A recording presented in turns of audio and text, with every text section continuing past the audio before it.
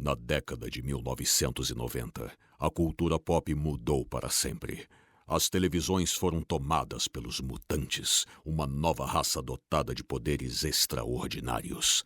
Apelidado de Filhos do Átomo, esse grupo de heróis salvou o mundo um episódio por vez até o fim da série.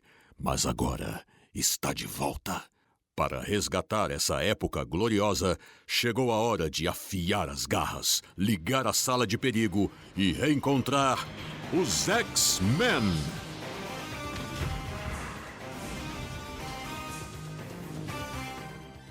Você está na TV Colossus. Sejam muito bem-vindos à TV Colossus, o seu podcast semanal sobre X-Men. Hoje a gente tá aqui pra falar sobre o 6º episódio da segunda temporada de X-Men 97, que é um episódio que aconteceu muita coisa, então hoje vai render. Eu sou o Gabriel Ávila e, diferente do Xavier, eu não sou burro de fazer terapia com IA. Mas igual a ele, você é careca. Aqui é o Lucas Fantini e a era do Morrison e do Quitely é o auge fashion dos X-Men. Eu sou Nico Garofalo e eu não pensei numa apresentação porque a gente tá gravando enquanto meu time tá jogando. A minha apresentação era esse episódio mostra os perigos da IA. Mas o Gabi já falou, queimou a sua pauta, então fora, Gabs. Gabs, fora, Gabs. Eu vou mandar as duas, aí depois a gente vê o que dá melhor, beleza? Eu sou o Thiago Lins e esse episódio mostra os perigos da IA. Eu sou o Thiago Lins e Remy Lebeau Letarot. Depois de um episódio de Respiro, que a gente acompanhou aquela missão paralela do Wolverine pra recuperar o Adamantium, agora a gente retoma o final do episódio 4, né? Que no caso é o grande momento dessa temporada até aqui, que foi a morte do Magneto. E aí esse 6º episódio começa com o que parece ser um flashback, justamente, do nosso querido Magnus indo jogar no Vasco. Só que logo a gente descobre que na verdade é outra coisa, né? Que em vez de ser um flashback de uma cena que a gente já viu algumas vezes, né? Em recapitulações no próprio episódio, na verdade a gente tá vendo o Professor Xavier rodando uma simulação dessa memória dentro da sala de perigo, que é esse lugar onde os X-Men treinam pra poder salvar o dia. E aí o Xavier, de um jeito bem dramático, fica lá reiniciando a cena sem parar, como todos nós, né? Que um dia, sei lá, passamos por um perrengue e depois a gente volta pra casa pensando, caralho, devia ter falado isso, devia ter falado aquilo, devia ter feito aquilo outro. Só que ele tava usando alta tecnologia e a de ponta, né? Tecnologia alienígena, eu acho até, né? Pra poder fazer isso. E eu achei tão legal isso, porque é tão terapêutico que ele até coloca a roupinha do Egito. Ele não se contenta em fazer, tipo, deixa eu pôr a roupa que eu estava no dia do trauma. Terapia de imersão total, velho. Eu acho engraçado isso porque, sei lá, a sala de perigo, achei que talvez na hora que a simulação caísse, que ele ia voltar a ter uma roupa normal, mas não, ele tava realmente lá, largado no chão, vestido de egípcio. Tipo, caralho, Xavier, mano. O professor Xavier realmente é um babaca. Caralho, mano. E dramático. Ele só é emocionado. Mas eu gostei dessa cena, assim, que pra mim teve um humor não intencional ali, na verdade. Eu assisto legendado, né? Em inglês tem a cena que o Apocalipse tá passando por cima do Xavier e falando, né, de formigas, né? Então ele fala ants, ants, ants, várias vezes. E pra mim isso remeteu imediatamente a um spot, assim, babaca de Homem-Formiga lá, quando o primeiro Homem-Formiga de 2015 tava sendo lançado, que era só o Michael Douglas e o Paul Rudd batucando no próprio corpo, e o Michael Douglas falando Ants. E, cara, eu vi isso, e aí, tipo, era pra ser uma puta cena dramática. E aí o TDAH, assim, atacou e bateu essa conexão. Cara, eu perdi muito do peso daquela cena assistindo a primeira vez, porque meu cérebro imediatamente conectou a isso. Eu precisei ver outra vez o episódio pra esquecer dessa parte. Acho que nem o Michael Douglas lembra disso. E acontece que essa cena toda, ela tá sendo gerada pela sala de perigo, né? Que tem um supercomputador, uma inteligência artificial, etc. E ela tá observando, porque um Chan da sala de perigo é ela observar a galera que tá treinando lá pra aprender os golpes deles, meio que melhorar a dificuldade ali. E aí ela vê o discurso do Apocalipse, né? Falando que o professor Xavier é fraco, que ele tem que ser mais forte, que ele não pode ser uma formiga, e aí ela vai observando isso tudo, que vai ter repercussões ao longo do episódio, mas tem uma imediata, que é quando o Apocalipse quase, nesse momento, Ants, que o Nick tá falando, quase esmaga o Professor Xavier, né? E a Professor Xavier dá um ataque de pelanca, fala, peraí, você tem que ter protocolo de segurança, que porra é que tá acontecendo e tal. E a sala de perigo até tenta, bom, os parâmetros da simulação foram modificados, né? Porque já que você tá falhando tanto, eu meio que, né, avancei um pouco pra ver se acorda pra vida. E aí o Xavier fica puto, falando que era pra ser um negócio terapêutico, não um treinamento. E aí, irmão, na moral, você construiu a sala pra um objetivo. E aí você fica bravo que ela tá cumprindo esse objetivo? A culpa é sua de fazer terapia pelo prompt. Sim, a mente mais brilhante, sabe? Porra.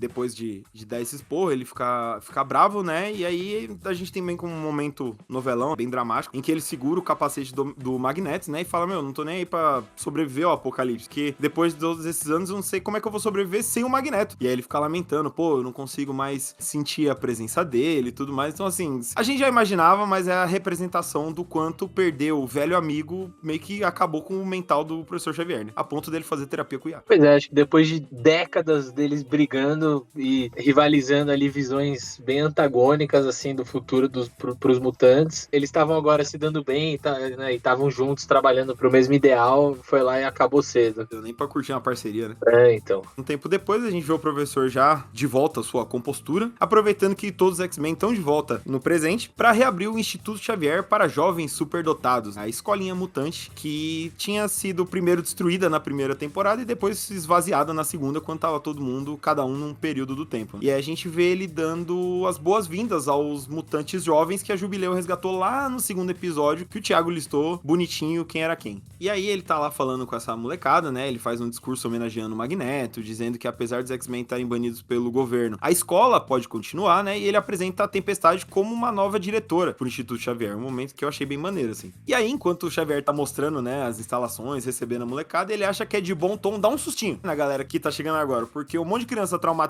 que foi presa pelo governo e ficou com uma coleira antipoder, o que eles mais precisam é tomar um susto, né? E aí ele liga a sala de perigo, fingindo que tá rolando uma invasão dos sentinelas, que é pra avisar que, tipo, vocês vão ser testados o tempo inteiro, pra vocês ficarem mais fortes e tal. E isso acontece justamente, né, na sala de perigo, que é esse lugar que tava rodando a simulação e tava observando as palavras do professor de perto. E essa parte do discurso na sala de perigo e tudo mais já começa a puxar justamente, talvez, a maior fonte desse episódio, né? Que são os Surpreendentes X-Men, que é uma fase que durou de 2004 a 2008, escrita pelo canceladíssimo Joss Whedon e pelo saudoso John Cassaday, e é uma das minhas fases favoritas de X-Men, eu amo, eu releio quase todo ano, é muito legal, são 25 edições. Essa fase ela vem bem depois do final da fase do Morrison, e ela começa com a escola, né, o Instituto Xavier sendo reinaugurado, e só que quem na verdade está dando o discurso é a Emma Frost, e no palco tá o Ciclope, a Kitty Pryde e o Fera, e aí a Emma Frost faz a mesma coisa, de também dar esse sustinho nos alunos e tudo mais, então é uma coisa que eles já puxaram direto de Surpreendentes X-Men, que em inglês é Astonishing X-Men. E eu acho uma grande pena o Joss Whedon ter sido um canalha, porque antes de eu saber desse lado maléfico dele, eu torcia, porque eu adoro o primeiro Vingadores dele, então eu torcia para que ele um dia pudesse adaptar e dirigir sua própria obra e fazer aí o Astonishing como o reboot dos X-Men. Eu tinha esse desejo também, porque eu gosto muito de Buffy, a Caça a Vampiros, que também é do Joss Whedon, né? Ele que criou, ele foi showrunner por todas as temporadas, foi, tipo, o primeiro grande sucesso da CW, né? Que viria fazer as séries da DC no futuro. E também, eu era muito fã do primeiro Vingadores, gostava muito do Joss Whedon, e é muito triste quando seus ídolos se revelam monstros, assim. Não, uma bosta. A gente vai retomar o gibi mais pra frente, porque como foi dito, né, é uma das grandes inspirações pra trama desse episódio. Mas já vou deixar de cara que a última vez que ele foi republicado aqui no Brasil foi na HQ Marvel Essenciais, Surpreendentes X-Men, Talentos Perigosos, que já reúne os dois primeiros arcos dos Surpreendentes X-Men, né, e o segundo é justamente o que meio que serve de base pra esse episódio, né, e a gente vai falar mais sobre ela no decorrer da nossa conversa aqui. Eu só gostaria de poder sentir a presença dele uma última vez. E acontece que a reabertura da escola calha de ser um bom momento pra segunda história que esse episódio conta, né, Nico? Então, a segunda história, que na verdade é uma, né, mas o ponto de partida é a Polaris, que a gente viu no segundo episódio da temporada, que tá lá com a X-Factor, que foi o episódio que eles enfrentaram a X-Force e tal, e a Polaris tá numa missão pra tentar parar os purificadores de pegar um carregamento de armas. E assim, ela chega completamente sem ideia, ela primeiro fala, vocês estão presos, presos, vamos maneirar aí, não sei o quê. Na hora que começa a xingar ela, ser mais agressivos, ela tá bom, vai. Ela vira todo o navio cargueiro de ponta cabeça e começa a ir embora. Eu achei essa cena muito boa. Ela sem nenhuma paciência pros caras. Ela é muito apelona, assim. E eu só queria aproveitar pra comentar que os purificadores, eles até falam com ele, mas os purificadores são um grupo extremista, antimutante e com uma base religiosa, né, que é comandada pelo Reverendo Stryker. Tanto, né, o Reverendo Stryker, os próprios purificadores, eles apareceram pela primeira vez em Deus Ama, o Homem Mata, né, que quem ouviu a primeira temporada sabe que é uma das minhas favoritas. Eu vou citar sempre que possível, eu tô aproveitando esse momento só pra isso. Essa HQ, ela foi escrita pelo Chris Claremont com arte do Brett Anderson e que justamente mostra um pouquinho, eu acho que é a melhor forma de explicar a diferença entre X-Men e outras equipes heróicas da Marvel, desse lado deles serem odiados, né, deles serem temidos e tudo mais, porque eles entram na mira justamente desse cara, do William Stryker, que depois ficou, pra muita gente, ficou mais famoso nos cinemas, porque é um personagem que aparece em vários filmes dos X-Men, primeiro em X-Men 2, que inclusive ele foi interpretado pelo Brian Cox, de Succession aí, e aí depois apareceu em X-Men Origins Wolverine, Dias do Futuro Esquecido, Apocalipse, todos os outros. É meio que um desses vilões que, tipo, todo mundo fala, X-Men, então vamos botar o Stryker aí e tal. Então, X-Men 97 não fez isso ainda, né? É só uma fala rápida dele aí, mandando os purificadores pegarem o carregamento, mas eu queria pontuar só que Deus Ama, Homem Mata está em X-Men 97. E quem quiser ler uma história legal e mais atual com o Stryker, a gente recomenda também a trilogia Complexo de Messias. Inclusive saiu um ônibus agora lá fora, né, que é com o Complexo de Messias, um segundo volume que é com X-Force versus Bishop, e o terceiro é a segunda Gênese, que a gente fez até um episódio especial aqui sobre.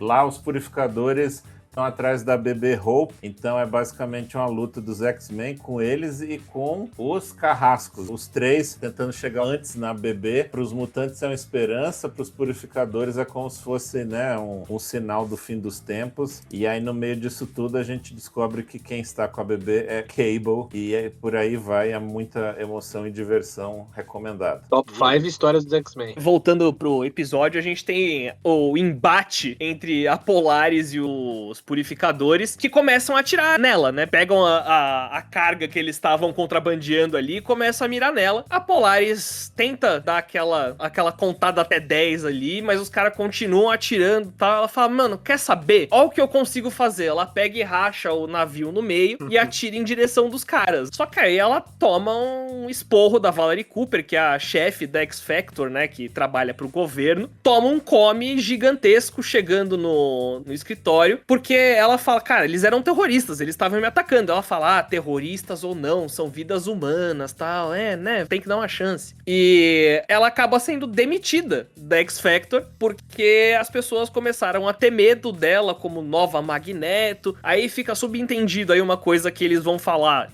de fato daqui a pouco, nos próximos episódios, que eu não sei se chegaram a mencionar na série antiga, eu não lembro, mas que é o fato da Polaris de fato ser a filha do Magneto. A Polaris esvazia o armário dela, e aí quando o Destrutor tenta dar uma... o que você achava que ia acontecer, não sei o que, a Polaris falou, tá bom, vai, fica na sua, e agora eu vou pro refúgio de mutantes que a gente tem de novo. E aí só um comentário sobre a Polaris, né, porque ela é uma mutante que apareceu primeiro lá em 68, na The X-Men, número 49, escrita pelo Arnold Drake e desenhada pelo Jim Steranko, que é outro baita artista, assim. Ela é apresentada mais ou menos nessa vibe assim, filha do Magneto, logo de cara, né? Na verdade, na HQ tá rolando um plano mirabolante do Mesmero, que ele usa os poderes telepáticos dele. Ele dá uma de flautista de Hamlet, assim. Ele puxa um monte de mutante com poder latente pra poder acordar eles e fazer um exército de mutantes. E aí a Lorna Dane, né? Nossa queridíssima Lorna, ela é atraída nesse esquema porque eles acreditam que ela é filha do Magneto. Só que nessa primeira aparição, nessa primeira HQ, é revelado que não, que é mentira, que na verdade os verdadeiros pais dela morreram num acidente aéreo e tal, que o Magneto não tem nada a ver. Só que ao longo dos anos ficou meio que essa, é filha do Magneto? Não é. É filha do Magneto? Não é.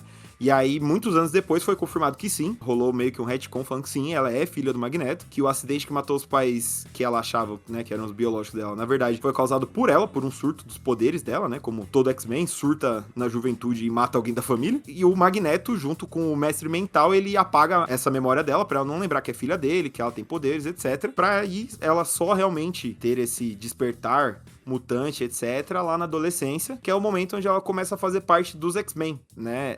Tanto ela quanto o Destrutor, são dois... Destrutor, que é o irmão do Ciclope, inclusive, que aparece aí nesse episódio, são apresentados mais ou menos na mesma época, em poucas edições de diferença, assim, e eles começam a integrar a equipe que era formada pelos originais, né? Que é Ciclope, Jean, Homem de Gelo, Anjo e Fera. E aí eles viram meio que um septeto ali por um tempo, só que aí ao longo dos anos, ela e o Alex picam a mula, né? Principalmente quando rola a reformulação do Giant Size X-Men, quando chega Wolverine, Colosso, Tempestade e tal. Eles vivem meio que aventuras a dois ali, etc, até voltarem pro grupo ocasionalmente, e aí principalmente servirem a X-Factor, né? Que é essa formação que a gente vê no desenho, mas que, como a gente comentou lá no início da temporada, tem uma vibe bem diferente. Eles não são babacas que trabalham pro governo, eles são... Quer dizer, até que trabalham pro governo, mas eles não são babacas. Eles realmente têm interesses bons, assim, que prezam pelos mutantes, assim, pelo bem. Não estão ali só pra, como a Polaris diz nesse episódio, pra passar pano pra burocrata babaca, não. E essa edição que o Gabriel comentou, desenhada pelo Jim Steranko, é justamente a primeira que estreia o logo moderno dos X-Men, que é esse que a gente conhece. Ele em perspectiva, assim, porque antes era um logo chapado, horrível, meio como se fosse... Enfim, um logo antigo das edições originais, mesmo super feio. O Steranko, ele é famoso por trazer elementos do design para os quadrinhos. Quem quiser conhecer ele, eu recomendo da Salvati, é baratinho, agora que não existe mais a coleção, acho que você consegue em banca antiga ou em sebo, o Nick Fury dele, que é muito legal, Nick Fury, agente da S.H.I.E.L.D. E essa história específica que o Gabriel estava falando, eu acho que é na edição definitiva Fabulosos X-Men, número 2 ou número 3, eu vou ver direito e a gente coloca aqui no link do post. Na 3, né? 3. Isso. E, inclusive, ela também saiu, já que você puxou Salvati, ela também saiu pela Salvati. Só que, curiosamente, a 49, que é a primeira vez que ela aparece, não tá incluída nesse encadernado. Eles começam da 50, mas que é o momento onde ela meio que ganha os poderes, né, e tal. Não se chama de Polaris ainda, mas ela já ganha o traje verde e tudo mais, que é uma edição chamada Crepúsculo dos Mutantes. É até o Destrutor na capa e tal, então se vocês acharem por aí, eu acho que vale a leitura. E outra coisa que eu queria falar é que, na verdade, tem um grande período ali durante o Claremont, durante os anos 80 e tudo mais, o Alex meio que vai ver como tá o Ciclope depois do lance dele ter largado a Madeleine, e aí ele fica, né, nos X-Men, os X-Men vão pra Austrália e eles meio que se separam. Nesse meio tempo, a Polaris é meio que dominada por uma entidade, agora eu vou esquecer o nome, tá me vindo na cabeça Maligna, mas Maligna é coisa do He-Man. E aí ele fica tentando recuperá-la e não dá certo e tal. E aí, como bom Summers, ele se engraça com a ex do irmão, fica pegando a Madeleine, na época Goblin Queen. E aí, depois que eles reiniciam as vidas, quando eles passam pelo Portal do Destino, e o Alex vira um magistrado lá em Genosha, todo esse intervalo é de uns 6, 7 anos. Aí eles vão se reencontrar só no começo do X-Factor do Peter David. E aí sim o Peter David, ele aborda isso falando, vou reencontrar o Alex, a gente tem tanta história, eu já não sei mais como a gente tá. E aí ele meio que faz um triângulo amoroso meio forçado ali entre Lupina, Polaris e Alex. Na verdade, só a Lupina tá interessada no Alex, o Alex não tá na Lupina. E aos poucos a Lorna e o Alex viram um casal novamente. E sem querer alongar muito mais a gente nessa tangente de dessa turnê Conheça a Polaris, ela foi uma das protagonistas da série The Gifted, né? Que foi uma das séries que a Fox fez pra meio que fazer parte daquele universo deles, dos X-Men. Tem uma mudança muito grande dos quadrinhos, né? Outros protagonistas ali são os Fenris, né? Os irmãos Fenris. Você tem algumas ligações com a Emma Frost, mas não podia aparecer a Emma Frost, então eles botaram as irmãs Cuco, sabe? Tem umas mudanças meio... que é meio como os filmes dos X-Men dos anos 2000, que quem não lê os quadrinhos acha que é aquilo, sabe? Uhum. Sim. E eu conferi aqui enquanto o Nico falava e eu não estava viajando não, tem algumas traduções em português que colocam Maligna errado, mas na verdade é a Malícia, a serva do Senhor Sinistro, que controlou o corpo dela e obrigou os carrascos a lutarem contra os X-Men, e nessa época ela lutou contra os X-Men. E aí, de volta ao episódio, né, agora que a gente fez um grande momento Conheça Polaris, ela volta pra Mansão Xavier, né, que acabou de reabrir as portas, e eu achei muito engraçado que a mansão tá sendo reformada e tal, quase que do zero, mas o quarto dela, que tinha largado os X-Men, ó, antes até da série animada original começar, porque a série animada original começa com a Jubileu entrando pro time e a Polaris já tinha saído. Então, mano, o quarto dela tá lá congeladinho faz uns bons anos, tanto que ela entra, olha as fotos, né, porque na verdade é só uma desculpa pra gente ver fotos dela com o Homem de Gelo, que na aparição dela na série antiga eles tinham um romance até ela largar ele pra ficar com o Destrutor, e também com os outros integrantes, né, da equipe, que é pra fazer essa ponte, tipo, ó, ela tá voltando pra casa, ela tá voltando a reencontrar os grandes amigos dela, né. Eu acho engraçado que, de certa forma, é um retcon, né, eles mostrarem essas fotos. É meio que tipo, ó, como eles eram amigos, olha como ela tava lá desde o começo, olha que legal, sabe? É meio que um retcon não sendo retcon, porque ela apareceu aquelas 2 vezes na série antiga, sabe? Em que eles fizeram referência a isso. Eles meio que tentam dar aquela forçada de emoção de olha só como tinha tanta história antes da série começar. Que é o que a gente tinha comentado no episódio quando a Jubileu fica falando o tempo inteiro, né? Você era um X-Men, você lembra que é um X-Men? O professor Xavier ficaria triste com você. Que é meio isso, né? Tipo, tá, já entendi, Jubileu, caralho, sabe? Aí é a mesma coisa, tipo, tá, já entendi que eles eram amigos e tal. Mas esse reencontro marca um momento muito aguardado, pelo menos por mim aqui nessa gravação, porque ela chega, dá um oi pro Ciclope, né? Chama ele de magrão e tal, dá um abraço na Jean, e o nosso queridíssimo Fera chega pra ela fazendo uma citação literária. Então temos um grande momento. Clube do Livro do Dr. McCoy.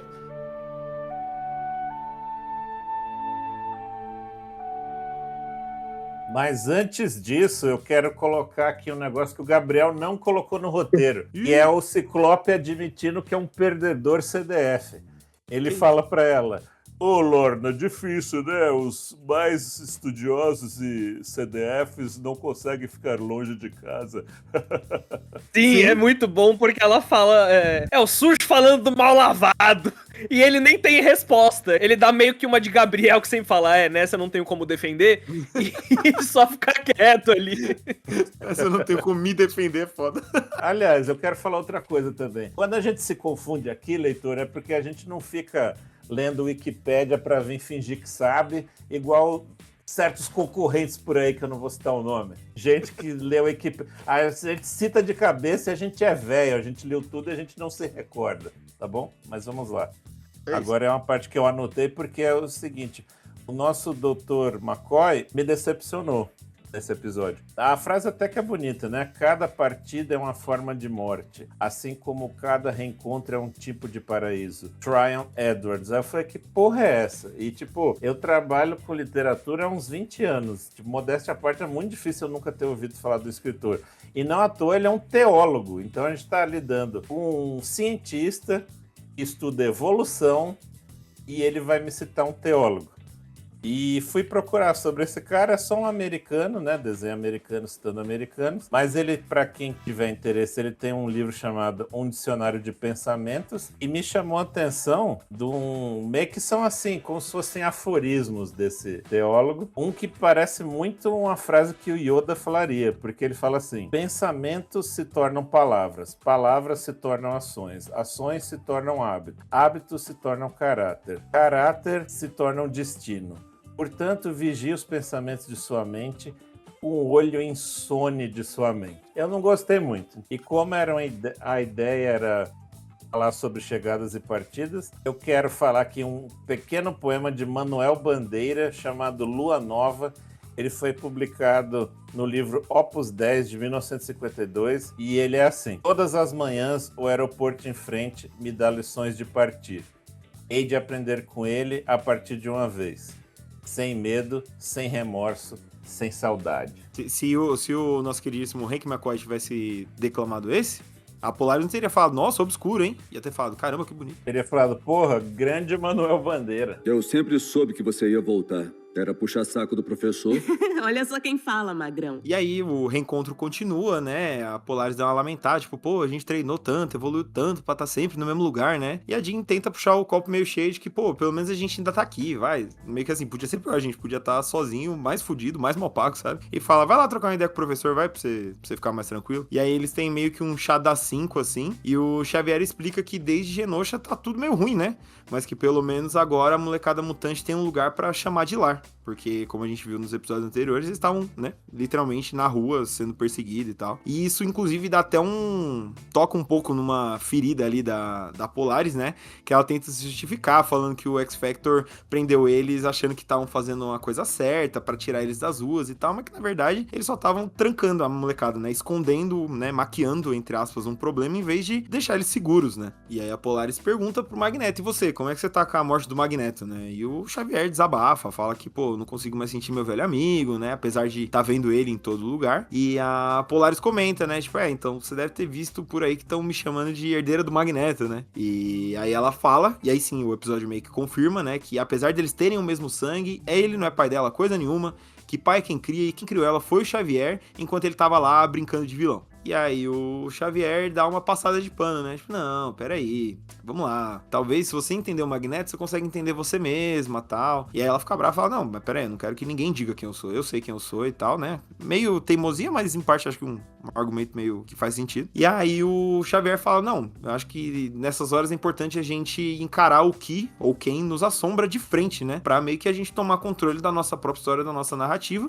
E ele mesmo, inclusive, tá indo fazer isso, né? Ele tá partindo numa missão aí pra Genosha em busca de respostas, e aí fala pra ela, ó, fica aí na mansão, tal, faz a mesma coisa. E aí a gente tem um diálogo muito bom em que ela dá uma, tipo, você não tem medo dos seus alunos ficarem perto da mutante rebeldona que sou eu? E ele fala, tipo, eles conhecem o Wolverine. Essa cena é muito boa. Mas eu queria deixar uma nota de repúdio sobre esse comentário do Xavier, porque o Wolverine é muito melhor com criança do que o Xavier. Sim, ele é responsável. E ele já deixou isso provado nessa série, na série antiga, em X-Men Evolution, nos quadrinhos. Sim. O Xavier, nesse episódio, usou a sala de perigo pra traumatizar mais ainda crianças já traumatizadas. E o Wolverine não dá em cima das alunas, ao contrário do Xavier, que admitia que era apaixonado pela Jean. A Jean era uma criança de 15 anos. Exato. E quando o Wolverine quer fazer uma missão potencialmente suicida, ele leva os inimigos dele, não os alunos. Então, assim, realmente, Xavier, cala a boca, sabe? O Wolverine, daqui provavelmente ninguém sai vivo.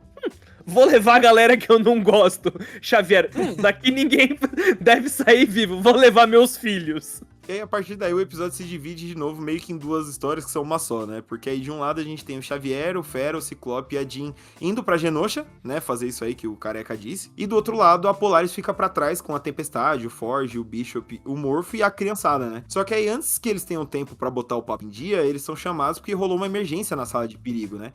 Em que o Asa, que é um desses alunos novos aí, tá tendo uma parada cardíaca. E o episódio não explica muito bem o que rolou com o menino, mas na HQ Indentes X-Men a gente tem a resposta, né? Então, a gente mencionou, né, que Surpreendentes X-Men é a grande inspiração desse episódio, e é justamente isso, né? O segundo arco de Surpreendentes X-Men começa com esse mutante, o Asa, ele é encontrado morto na sala de perigo. Aqui ele, né, no episódio ele não tá morto, eles deram uma suavizada nisso. Essa história justamente conta que a sala de perigo, na verdade, ela se tornou senciente e ela começa a atacar os X-Men, prendendo eles, hackeando o Sentinela que tava desligado pra ir contra a escola. E são 6 edições abordando essa história, assim. E que, né, o Gabs vai passar pela conclusão do episódio, mas no gibi ele também termina numa batalha em Genosha, com o Xavier indo cara a cara com a sala de perigo. Sim, e no gibi é até mais sinistro, né? Porque o moleque morre. Então, o lance é que o momento que a sala de perigo se liberta é que ela não pode matar um aluno, né? Então ela meio que incita o Asa a tirar a própria vida, né? E aí ela usa o cadáver do próprio Asa pra se comunicar com as pessoas, né? Porque nessa hora a protagonista da história vira meio que a Kitty Pryde, não a Polaris, né? E é um bagulho super bizarro, o cadáver de uma criança todo torto falando, assim, é bem creepy, assim. Então acho que pra um desenho que eu acho que não é censura livre, mas também não é pra maior, eu acho que fez sentido essa suavizada, sabe? E eu lembrar o motivo do Asa querer se matar é que ele tinha perdido os poderes, né? Sim. E aí ele falou, agora não sou mais único, né? A coisa que eu tinha que era mais importante pra mim, que era o meu poder. E aí eu acho que a armadura, né, tenta conversar com ele pra ele não não fazer isso, mas quando vão encontrá-lo já é tarde demais. Na real, a Perigo, ela se passa pela armadura e fica instigando, sabe? Ah, é? Porque ele começa a desabafar, ele fala, tipo, até a Risako tá me olhando com pena, e aí do nada, entre aspas, ela chega e começa a botar a pilha errada, só que na verdade é o Perigo já fazendo a maldade, né? Que horror. Não, é horrível, assim. E aí, felizmente, no desenho ele sobrevive, né? Só que aí eu preciso até comentar um negócio que eu achei muito engraçado, que, assim, eu acho que como todos aqui eu assisti em legendado, né? E no original, na versão dublada, o Bishop fala até que ok, ele fala tipo, vai molecada, começa a falar, o que aconteceu? Só que em inglês ele não usa molecada, criançada, ele usa punks, que traduzindo é tipo, vagabundos, né? Então, tipo assim... Ele chega pra um monte de criança traumatizada, fala aí, eu seus vagabundos, o que aconteceu? E tipo, mano, aí dá pra entender um pouco melhor por que a Tempestade fala pra Polaris, que tem um momento em que eles precisam sair de perto, de adultos ficar só a Polaris e o Bishop. E aí a Tempestade fala, você fica aqui com ele? Porque eu acho que ele não se dá muito bem com os alunos. E é muito por isso, né? Tipo, pelo amor de Deus, Bishop, calma, mano. Aí o cara sem entrar, e aí tem toda uma cena de luta e ele fala, a minha sala de perigo eram as ruas. O cara é completamente fora da casinha. É só lembrar aquele episódio lá que ele toma um ônibus e sai gritando e tudo mais. É um bicho pela Prada. Total. Escutem depois, meus queridos ouvintes, o episódio 10 da primeira temporada, se não me engano, que é sobre Dias de um Futuro Esquecido, que tem essa icônica cena do Bishop roubando um busão e se perdendo. E eu gosto que eles já meio que começam uma, pequena rivalidade entre o Bishop e o Kid Ômega. Sim! Porque o Bishop fica falando, nossa, tem que botar o campo magnético pra dormir, alguma coisa assim. E aí o Kid Ômega, nossa, que inteligentes os X-Men, perdendo o controle da própria sala de treinamento, né? E o Bishop olhando pra ele, puto. E aí a hora que a sala... ataca o Kid Ômega, o Bishop pula pra salvar ele e o Kid Ômega, tipo, dane-se que você me salvou ali. Mano, sai de ser de mim, velho. O Kid Ômega, ele manda uma brincadeirinha, né? Ele faz aquela piada que a gente costuma fazer com portugueses. A gente fala, quantos portugueses pra trocar uma lâmpada? Ele manda quantos X-Men são necessários pra achar a saída da câmara de tortura. Muito cuzão. E aí a gente tem esse momento aí, né, em que a sala de perigo, ela começa a atacar, primeiro com umas coisas normais, né, beabá, assim, que é serra giratória, metralhadora, robô, e aí depois eles começam a fazer simulações mais realistas do futuro do Bishop, né, que é cheio de sentinelas avançados e tal, e eu gosto muito que é um dos momentos de bis, assim, do episódio, que é uma cena de ação muito maneira, mas com umas frases de efeito muito bregas, sabe, assim, é um pouco daquilo que a gente comentou nos episódios anteriores, de saber a hora de relaxar e rir um pouco de si mesmo, sabe? E aí, enquanto eles estão, né, tem toda essa cena de luta também, a própria sala de perigo começa a explicar, né, que como as ameaças dos X-Men têm sido cada vez mais graves, mais fortes, o Genosha, Apocalipse, tudo isso, ela sentia que ela também precisava evoluir para que o treinamento deles acompanhasse, né, essa evolução. E aí ela até fala, assim, que, tipo, o Xavier não entendeu, que não existe um motivador maior que a dor, e aí ela até fala a frase, né, que apenas os mais fortes sobrevivem, que, tipo, ela meio que abraça a frase do Apocalipse, assim, mostra que realmente tem uma relação ali entre o Apocalipse ir pros anos 90 e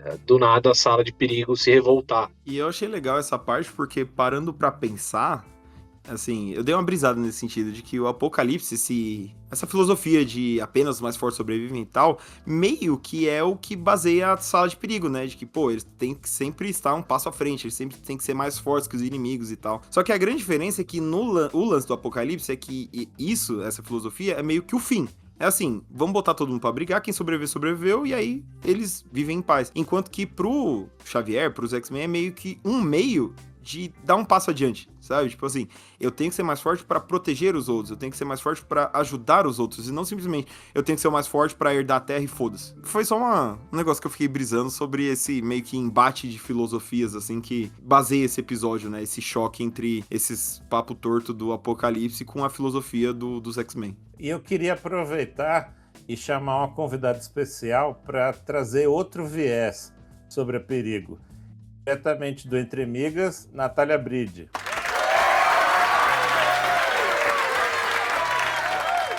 Oi, eu sou Natália Bride e eu acho que a Perigo deveria namorar o Ultron. Olha, muito bem dito, Natália. Obrigado pela sua participação. Nosso cachê é muito baixo. E esse é todo o tempo que temos com ela, galera. Obrigado, Natália! Solid work. E aí a Perigo começa a apelar, né? Ela tenta tirar a Polaris do sério de todo jeito, falando, né? Cutucando, falando, você é instável, isso te torna perigosa, não só pros mutantes, mas também pros humanos, porque na verdade você é uma vilã querendo bancar a heroína e tal. E aí joga na cara, né? Você é igual seu pai. E aí, mano, esse é um bagulho que... dependendo do caso ali, é difícil você ouvir, né? E aí, tanto que, por mais que isso seja um negócio muito óbvio, tão óbvio que, dependendo, chega a ser besta, mas é um cutucão tão forte que a Polaris, né, sai do sério, ela surta mesmo, começa até a machucar a molecada, né, porque ela começa a soltar, né, o poder dela e tal, e o Bishop dá um estalo, tipo, não, mano, para aí, acalma, você tá machucando os guri, né? O Bishop, que há pouco tempo atrás queria sair estapeando todo mundo em busca de Tava de chamando resposta. a galera de vagabundo. Exato, então, mano, você vê como ela tava se perdendo. Só que aí essa energia, né, que ela liberou e tal, já foi demais, era o que a Perigo precisava pra ganhar forma física, que é um jeito até da série encurtar o gibi, né, porque no gibi tem todo um negócio que ela vai criando meio que armadilhas pros X-Men aos poucos irem soltando ela, e aí nesse é só, tipo, não, eu precisava de uma energia, isso aí mesmo, e já era. E aí ela tem esse momento onde ela ganha uma forma física, né, e aí ela nocauteia a Polaris. Quando a Polaris acorda, ela descobre meio que tá todo mundo bem, só que a Perigo pegou um jatinho, né, um mini jato dos X-Men ali pra ir até Genosha atrás do Professor Xavier. E a Tempestade até queria ir, mas como os X-Men estavam banidos, isso podia dar ruim, até causar o fechamento da escola. Então ela fala, não, então vão vocês, que não são X-Men de verdade, né, tipo, oficialmente, pelo menos, que é a Polaris e o Bishop, e eles correm lá pra Genosha pra tentar salvar a galerinha que não tá esperando esse ataque. Mandaram os PJ irem. Eles partem em direção a Genosha e lá o Xavier tá ainda sofrendo, tá na merda, porque o melhor amigo dele morreu, e ele tá pensando sobre o Magneto, o sonho de Genosha, toda, né, apareceu na primeira temporada, era um lugar super vibrante e tudo mais, e ele fica pensando em como ele vai conseguir honrar essa memória, né, e ele fica pensando no que ele faria. E aí nessa hora, é uma hora que pra mim foi muito legal, que aí aparece o Ciclope e a Jean Grey, que estão com o professor lá, e eles estão com os trajes de novos X-Men, né, do Grant Morrison, que são aquelas jaqueta bomber, assim, com X amarelo. Eu acho muito foda. Acho uma das roupas mais legais dos X-Men. E no trailer a gente já sabia que eles iam aparecer com esses uniformes, mas foi legal que já apareceu tão rápido assim. Sim, e aí só também puxando o paralelo com o Gibi, o Fantini falou que é um traje da época dos novos X-Men, que é a fase escrita pelo Grant Morrison, com arte de vários artistas, mas principalmente o Frank Whiteley, que desenvolveu os designs, desenhou a maior parte dos arcos, principalmente os primeiros ali. E nas edições mais recentes dessa fase, né, encadernadas, a gente tem meio que o manifesto do Morrison, né, que é como ele acha que tem que ser escritas as histórias de X-Men, né, norteando o que ele pretendia fazer na fase dele, né. E aí, nesse texto, uma das coisas que ele cita é se livrar dos trajes antigos, né, os originais, os colãs fora, porque ele fala que a ideia dele é vestir os heróis com algo que se possa usar na rua sem parecer ridículo, né.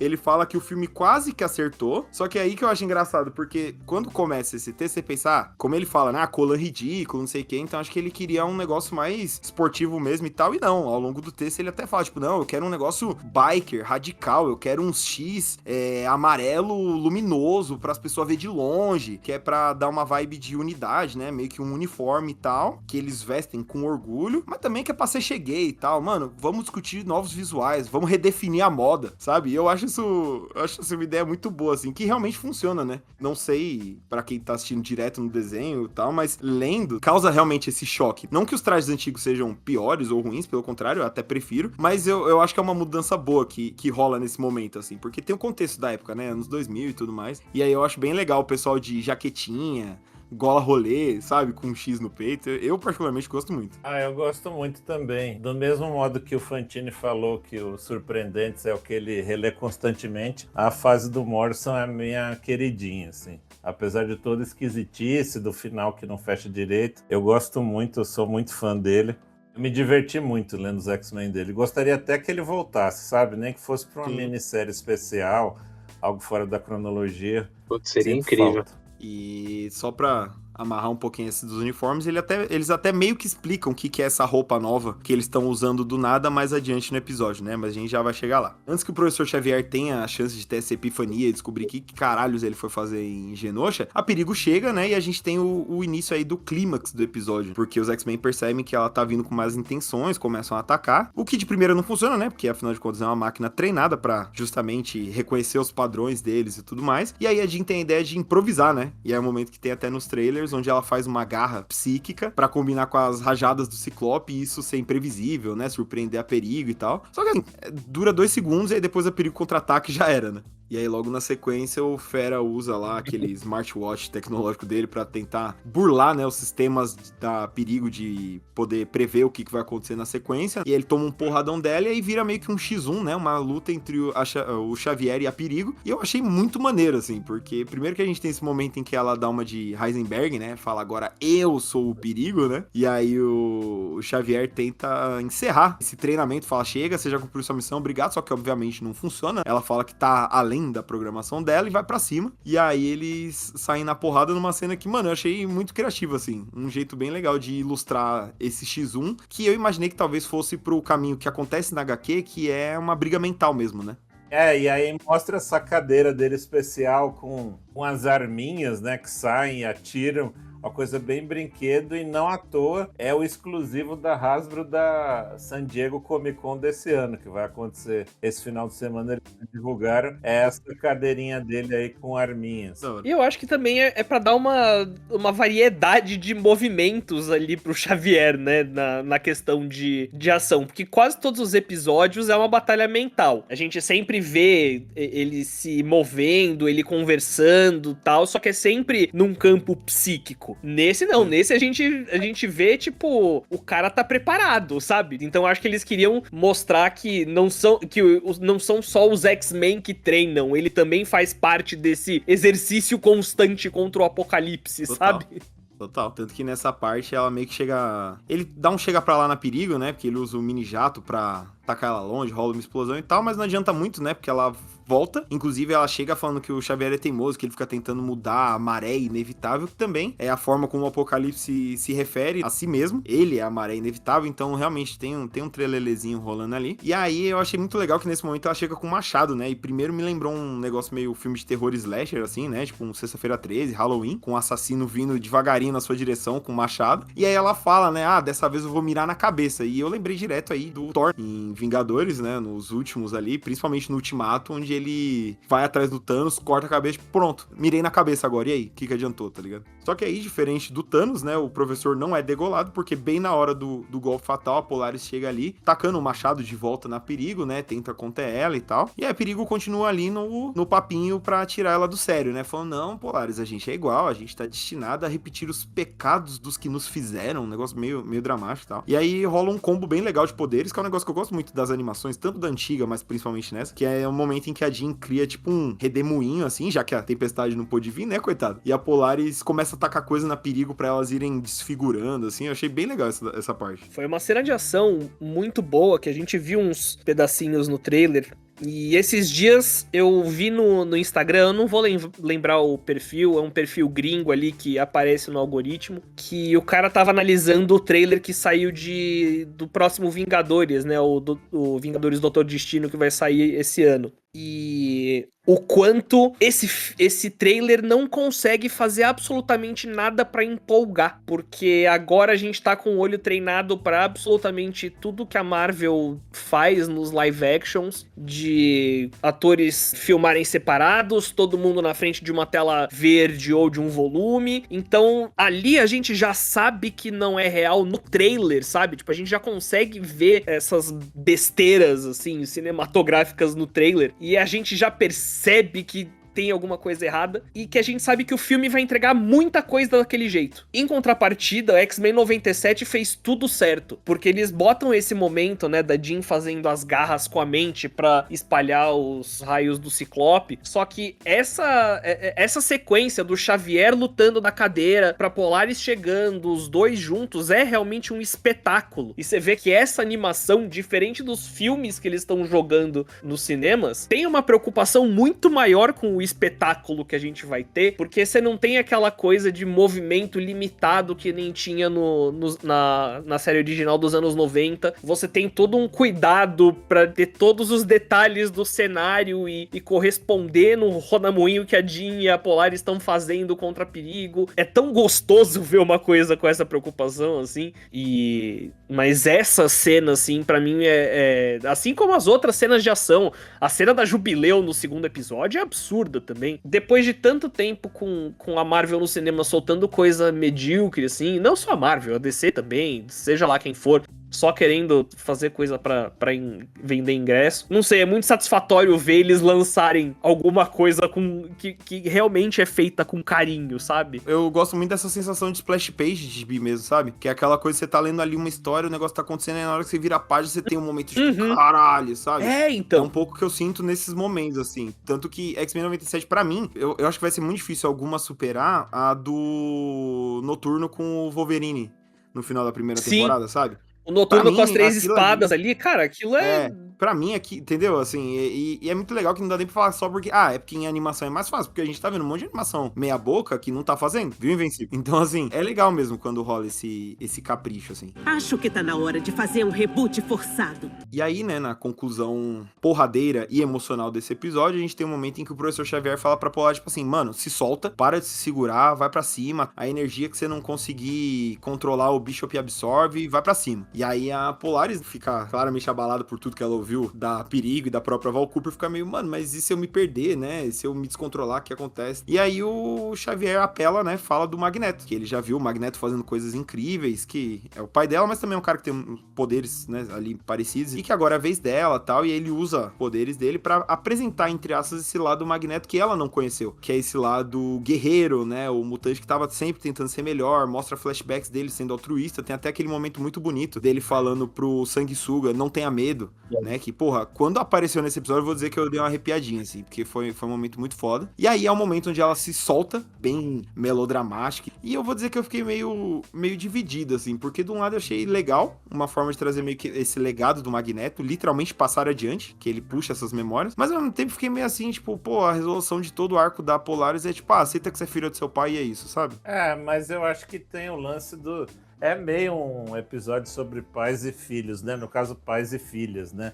E aí é tipo professor versus a sala de perigo e Magneto versus Lorna. E sei lá, eu acho bonito, assim. Tipo, acho que é um tema legal. É mais uma vez os X-Men trazendo um problema humano, assim, pra uma novelona de super-heróis, sabe? Uma coisa que eu achei muito bonito, pegando o gancho disso que o Thiago falou de pais e filhas, né? A Lorna cresceu vendo todo mundo falar que o pai dela era um monstro e ela tinha os mesmos poderes. Então, será que ela também era um monstro? Essa é uma conexão que aparentemente era pública, porque o Val Cooper sabia, o Xavier sabia, né? E ela só consegue se livrar dessa coisa de se limitar, de ficar botando empecilhos no próprio avanço, quando ela consegue ver o Magneto pelos olhos de alguém que amava ele, né? Porque é quando o Xavier compartilha as memórias dele do Magneto com a Lorna. Então eu acho muito bonito isso, assim, de tipo, ela conseguir olhar alguém que realmente conhecia o Magneto pra saber quais eram os impulsos e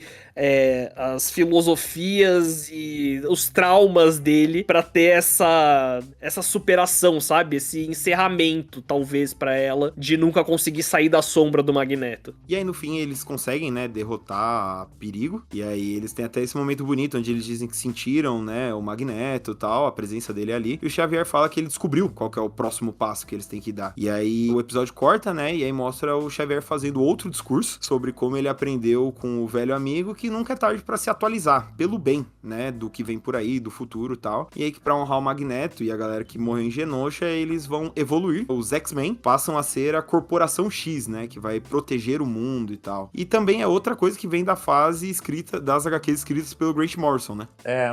Mas no caso, a X-Corp dele era em Paris, né, se eu não me engano. A do Morrison eles têm filiais em vários lugares do mundo, mas em Paris é a que mais aparece, porque tem todo o arco do Phantom X, né? Mas é uma coisa meio mundial, assim, né? E no desenho, ao que parece, eles tiraram um arranha-céu do cu e botaram lá em Genosha. É uma coisa meio que de soberania, não sei pra onde eles vão com essa história, mas me parece que é uma vibe meio diferente, assim. Mas a de Paris não é só por causa do Phantom X, a mansão deles vai pra lá, né? Tipo, vira a base principal deles, se eu não me engano. Isso eu não lembro também. Eu acho que sim. Eu acho que não à toa, é uma cidade que o Morrison gosta, ele fez a gracinha dele de mudar os X-Men, porque o Claremont já tinha levado pra Austrália, né? E, tipo, basicamente o que o Morrison faz é pegar 10 temas do Claremont e meio que repaginar e trazer linguagens que ele gosta, assim, diferentes. Então, sei lá, o Bishop tem a história do detetive, bababá, e aí essa realocação ele coloca na cidade que ele curte. Eu acho que é isso sim. Nos corrijam aí, nos comentários, quem leu recentemente, por favor. A X-Corp também aparece na fase de Krakoa. Tem é meio que uma minissérie de 6 edições, né? Chama X-Corp, que é meio que pra contar ali sobre alguns mutantes que estão cuidando de uma parte meio corporativa de Krakoa, assim. E é chata pra caralho, né? Bem de burocracia, assim, sabe? Porra. A ideia até que é boa. Por exemplo, assim, tem alguns bastidores que aí não são da X-Corp, mas mostra, por exemplo, eles fazendo os remédios lá, né? Que eles negociavam com seres humanos para curar câncer e tal. Aí mostra as fábricas e aí tem um monte de Madrox, né? Ele é o vigia, ele trabalha na fábrica. Ele é basicamente uma fábrica administrada pelo Homem Múltiplo. Mas essa X-Corp, eu posso estar lembrando errado, mas tinha a ver com as indústrias Warrington, não tinha? O Anjo era um dos principais, né? O Anjo e a Monet eram os... Era o CEO. Eram os co-CEOs ali. Se eu não me engano, tinha uma divisão de tarefas entre os dois, de tipo, o Anjo ser meio que o rosto público e a Monet ser a negociadora de bastidores. Tinha alguma coisa assim, eu não lembro. Eu li quando lançou, aí faz muito tempo. Eu também. E aí, só um comentário, voltando pro episódio, que aí eles meio que explicam por que do nada o Fera, o Ciclope e a Jean estavam com as roupas, né? Porque meio que vira... Quando rola essa virada de chave de X-Men pra Corporação X, todos eles estão com esses trajes novos, né? Inclusive o próprio Professor Xavier, o Noturno e a Vampira aparecem depois no finalzinho, vestindo essas roupas, né? Até porque a gente ainda não sabe, né? O desenho ainda não explicou exatamente o que vai ser a Corporação X, a versão deles pra Corporação X. Só que logo depois do discurso do Xavier, a gente tem já a Valerie Cooper respondendo, né? Ela dá uma coletiva falando que, não vou aceitar os X-Men simplesmente mudar de país e já era. Basicamente, ela não aceitou a evasão fiscal aí do Professor Xavier. Prometeu que o Departamento de Justiça vai pra cima deles.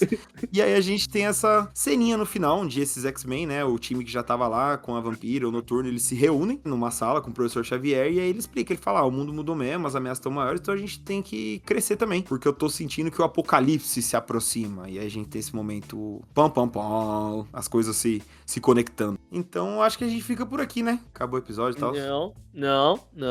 Pera lá, porque como bem cobrou o Thiago lá no começo da temporada, enfim, nós temos um mutante antigo na Grécia.